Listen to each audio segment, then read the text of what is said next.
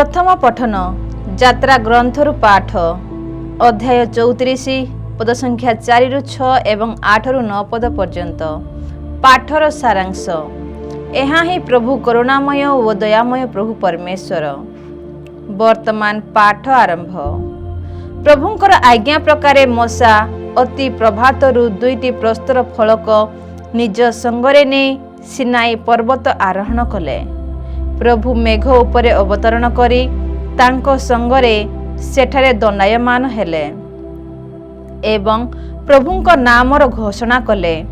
प्रभु तांको सम्मुखरे प्रस्थान करू करू एही रूपे घोषणा कले, एही प्रभु करुणामय व दयामय, क्रोधरे धीर, अटल प्रेम तथा विश्वस्ततार प्रभु परमेश्वर।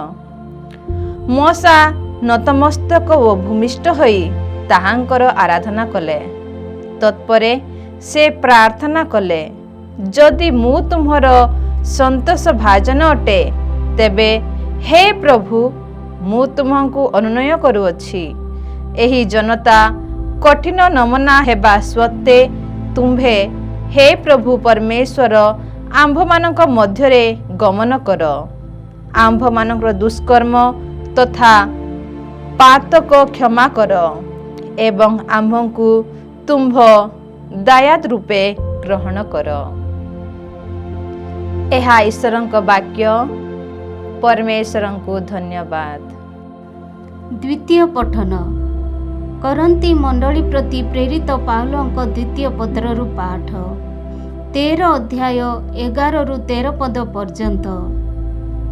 जीशुख्रीष्टंकर अनुग्रह, ईश्वरंकर प्रेम एवं पवित्र आत्मांक सहचर्य आपण माने प्राप्त हुअन्तु। भाई माने तुम मानकर मार्ग संस्कार कर, मोर अनुरोध रक्षा कर। प्रत्येक एकमत हुओ एवं शांतिमय जीवन जापन कर, तेबे प्रेममय और शांतिमय ईश्वर तुमर सहवर्ती हेबे। परस्पर को पवित्र चुम्बन रे शुभेच्छा ज्ञापन कर। एठारु साधुजन तुम मान को शुभेच्छा ज्ञापन करती।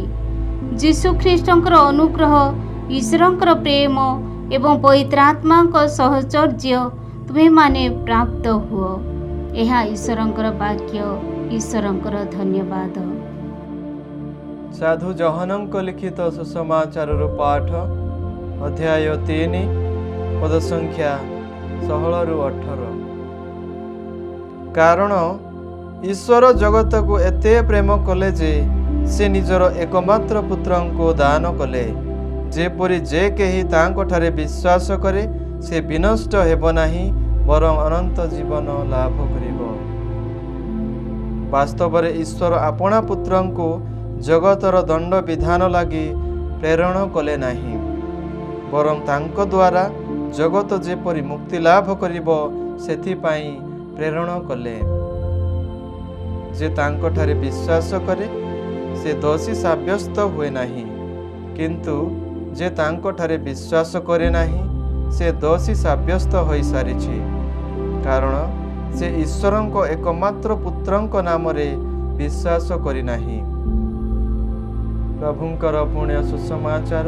हे प्रभु जीशु ख्रीष्ट तुमर प्रशंसा।